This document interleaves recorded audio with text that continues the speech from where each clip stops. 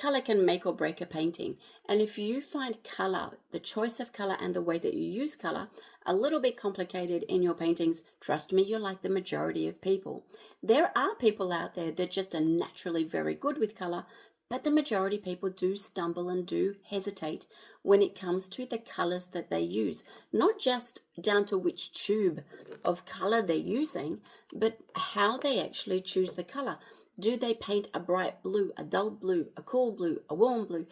Finding colors and putting them together to get the painting that you want is actually a really big deal.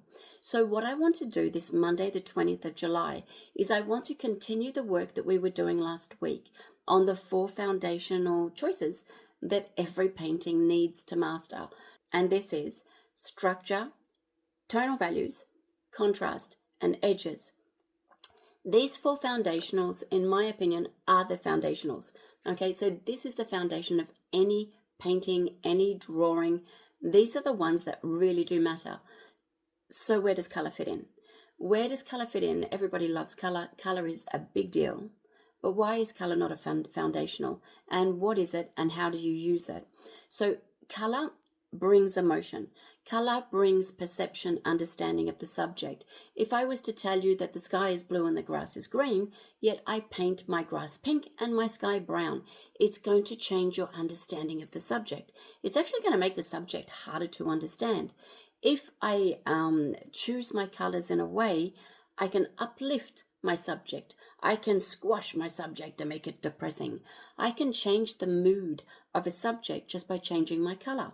Yet color is not foundational, which is why monochrome paintings, sketches, black and white sketches, charcoal, why they can be magnificent without the color. But the power of color can't be understated. The way that you choose color, how you choose it, where you paint it, how you paint it, transforms the subject so dramatically that if you keep getting it wrong, you're going to find that you're going to struggle regardless if your 4 foundationals are great. So this week, if you've got problems with color or you want to develop your color work, come to this lesson. We're going to be doing something which is a little bit odd, but a lot of fun. The subject that we're going to be painting has definitely got, I'd say, an attitude when it's got when it comes to color. We're going to paint this painting twice in the same live. We're going to paint this painting twice with 2 very different moods, with 2 different color schemes, to show you how this color choice does this to a subject and this color choice does that to a subject. Because it's really important to see it and feel it for yourself. You have to go through the why and the how am I choosing these colors to understand how to do it again in your own paintings. Because one of the biggest aspects about color is that it helps you create your own identity.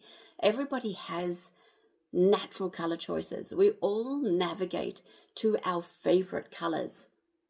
Sometimes it's just through habit, but nonetheless, we navigate to the same sort of colors over and over again. Color makes you stand out. Color makes you one of the crowd. Color makes your works to be seen as more risky, more original.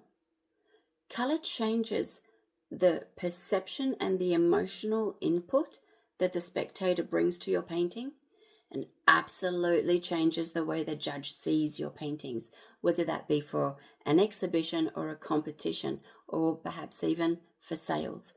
The way you use your color transforms everything. So this week what we're doing is this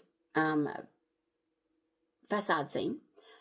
We will paint it twice, so we're going to reduce the time in the introduction, and we're going to get this done in a way that will give you a framework that you can use for your future paintings. You can't get away from color, so you might as well try to master it, because if you can't beat it, you incorporate it. That's the way we have to do with watercolor as well, because when something's not working, you can see it. You can't get away from it, and you just can't keep correcting it.